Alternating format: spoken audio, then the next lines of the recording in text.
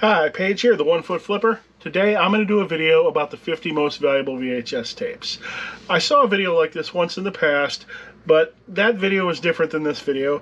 In that video they were going over the 50 highest sales, which means the video was full of duplicate movies, graded movies, screeners, and other specialty things, not something you're going to find at a garage sale.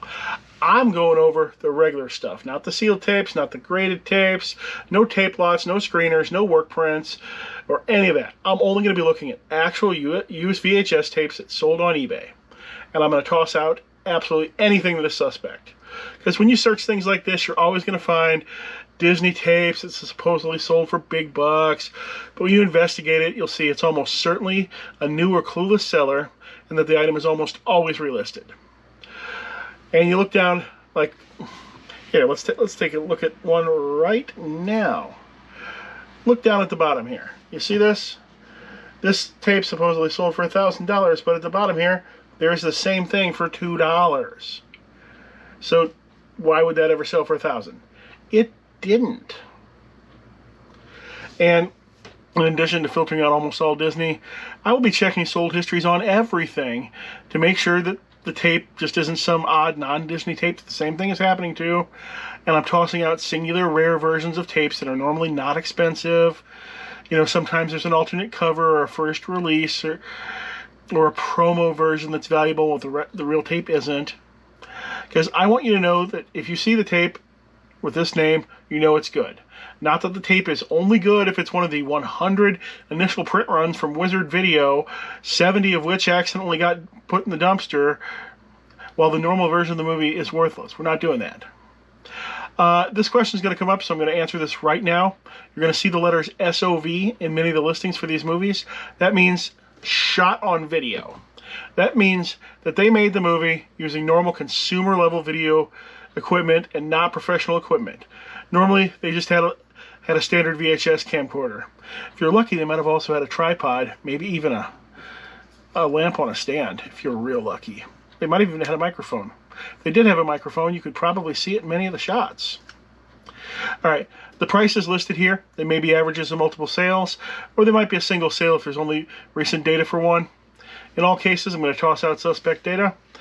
I'm not going to count a tape signed by the director. I'm not going to count the one copy of a movie somebody stuck a $10 price tag on when every other one sold for $100, $200, $300. And there are many ties on this list, and there's really no rhyme or reason as to how I rank ties. They really just kind of fell where they did. Alright, so let's get it going. Number 50, Killer Clowns from Outer Space. This is not that rare of a movie. It's fairly common as far as rare movies go. Its value is likely propped up because of Insane Clown Posse fans and probably being an entry level into rare horror movies. There are so many different releases of this movie.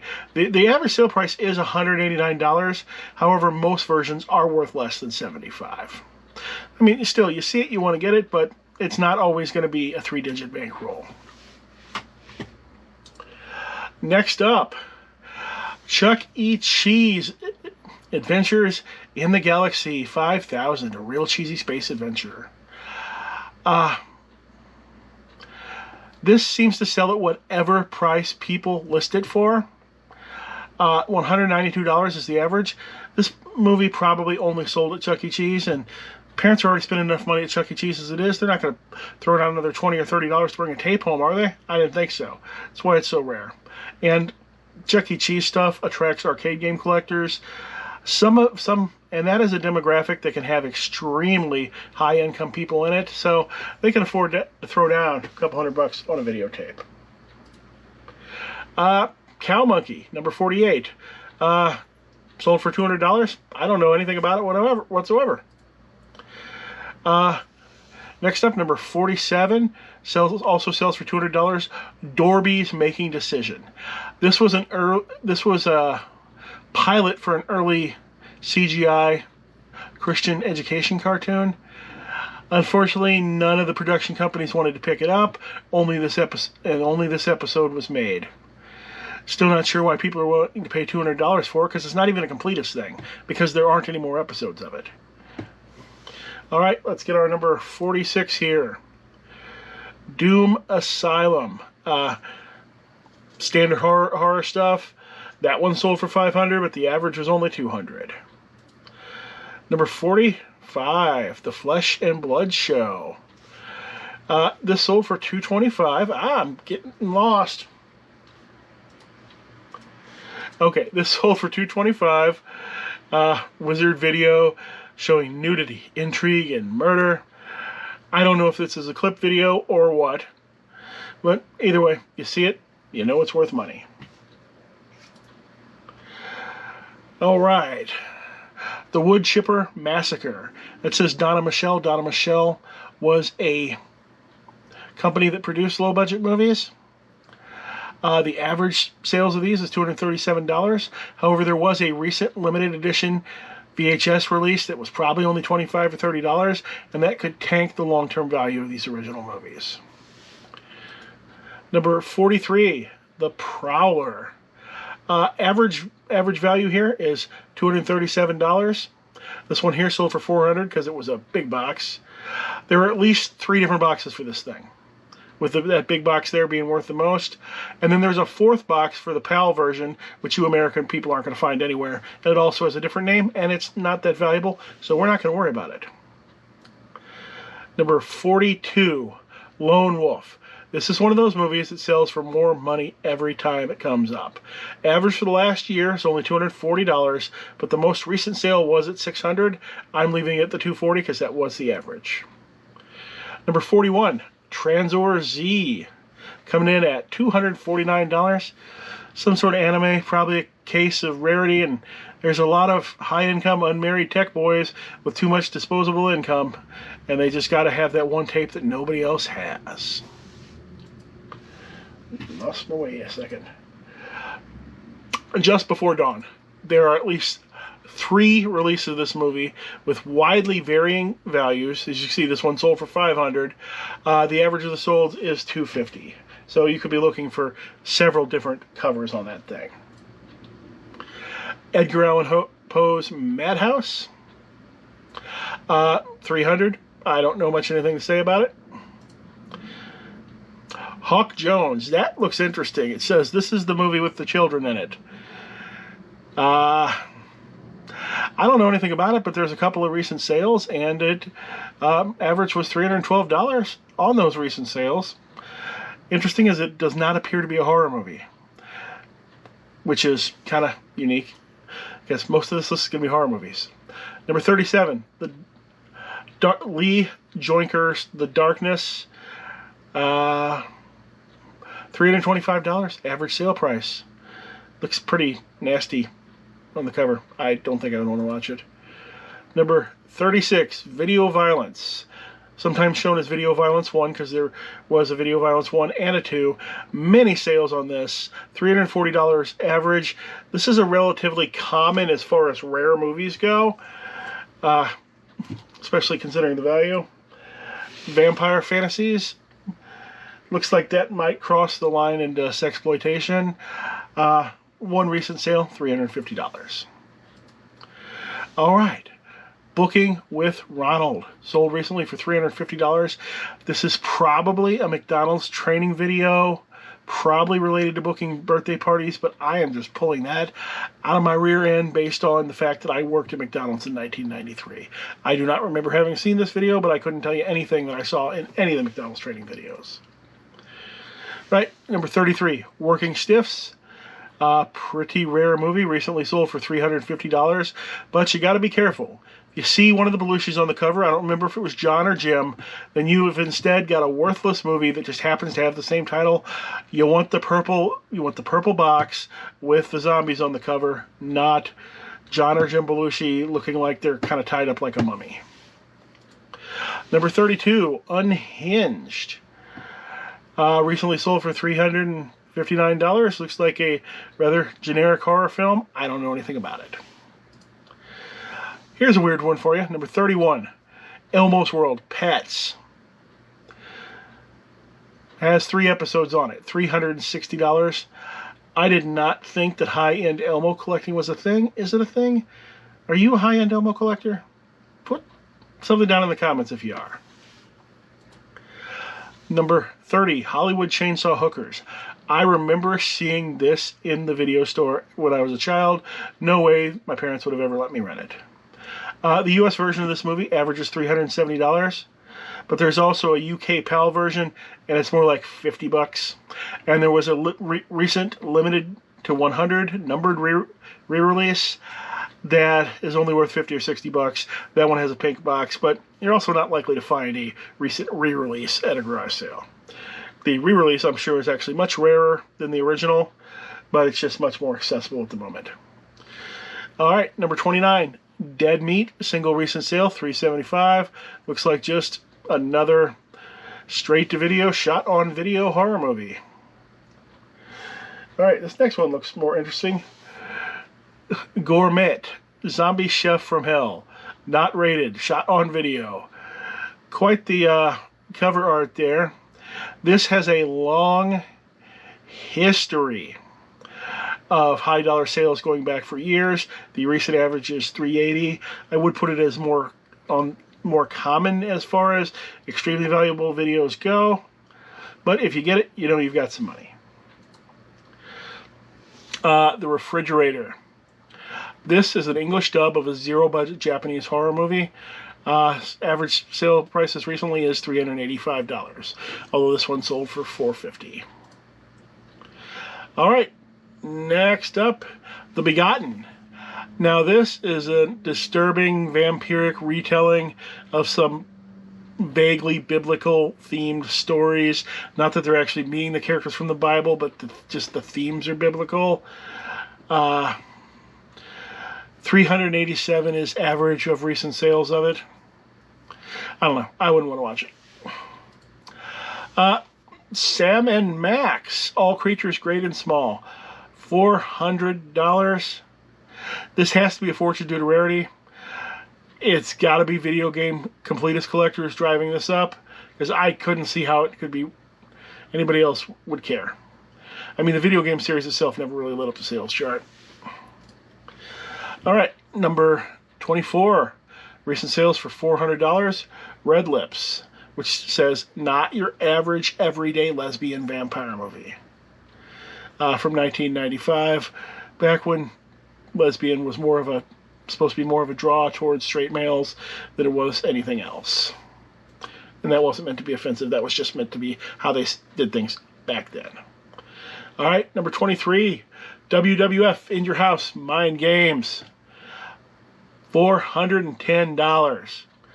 There was a $27 outlier that sold instantly a few months ago, but the most recent sales were coverless at $175, and this one was sold with the cover for $410. I don't know why this is that valuable. Is there some match on here that they somehow lost the rights to or doesn't exist anywhere else, and that match is important? I don't know. Wrestling fans, please tell me in the comments. This is the only wrestling video that made this list. Dragon Gate, recent sale, $425. Now, this is a trauma movie. You know, the Toxic Avenger guy who's made hundreds and hundreds of movies. This would normally be in danger of reprint. However, there must be rights issues of some sort. Trauma doesn't list it as part of their catalog. It's not on their streaming service. The internet barely seems to know it exists. So, either way, good pickup if you can find it. It is a martial arts movie, not a horror movie. Decker versus Dracula. Another horror movie. Somehow related to Adult Swim. Don't know how. $425 is the average recent sale price on that. Moonstalker. A couple of different covers on this one from what I remember. And recent average sales, $433. Here's one that's going to make you go, Blue's Clues. Big Blue and Just For You, Volume 2. $499.99. It says Blockbuster in the title. Maybe this is a Blockbuster exclusive, but if high-end Elmo collecting, I didn't think was a thing. I really wouldn't think high-end Blue's Clues collecting would be a thing. Who bought this? And why? And it just gets even worse from there.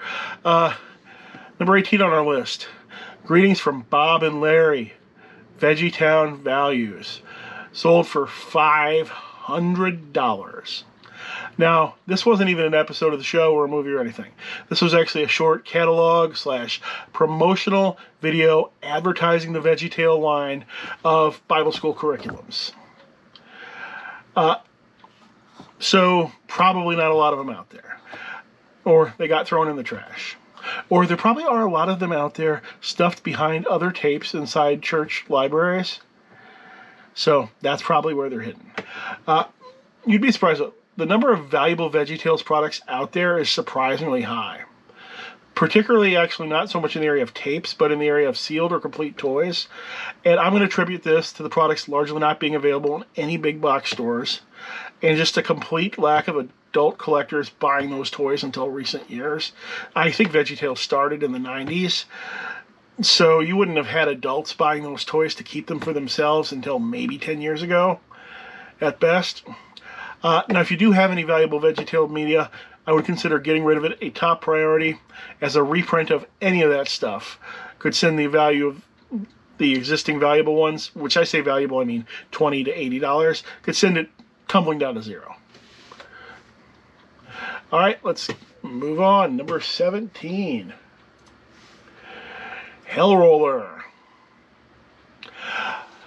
You put this at $500. There was a copy that sold for $700 and something recently, but that copy was relisted and is still available, which means the person never paid for it. So I'm going to go with the $500 sale. Doesn't that kind of look like Jim Varney on the cover? You know, Ernest P. Worrell. Wouldn't Ernest have been incredible as the hero in a traditional horror movie? No, and I don't mean Ernest Scared Stupid. That wasn't a real horror movie. I mean just a straight-up slasher film with Jim Varney as the hero. I wish we could have seen that before he unfortunately passed away at 50. And you know what that means? At me at 48, I think I may be older than every single movie, older than Jim Varney was in every single one of his movie roles. Yet another thing I've surpassed. Makes you feel old when you realize you're older than Captain Picard was when he started. Things like that. Number 16, another $500 one. Alien Beach Party Massacre. There is a probably bootleg multi-video DVD that includes this. That DVD is worthless, but the actual videotape is money all day long. And even kind of the title screams it at you too. The title, this would scream worthless to me. I would see this and I would think it was worthless. Number 15 for $500, Feeding Billy. I don't know what it is. I don't want to research it. I don't need to know what it is. If you know what it is, you can put it in the comments, but I don't know. And I actually kind of am looking forward to finding out in the comments now. Number 14, The Scare Game. I accidentally showed the back cover for some reason. Sold at an actual auction for $510. So if you got one, stick it up by it now for even higher. Apparently it's a horror double feature, unrated. Don't know anything else about it.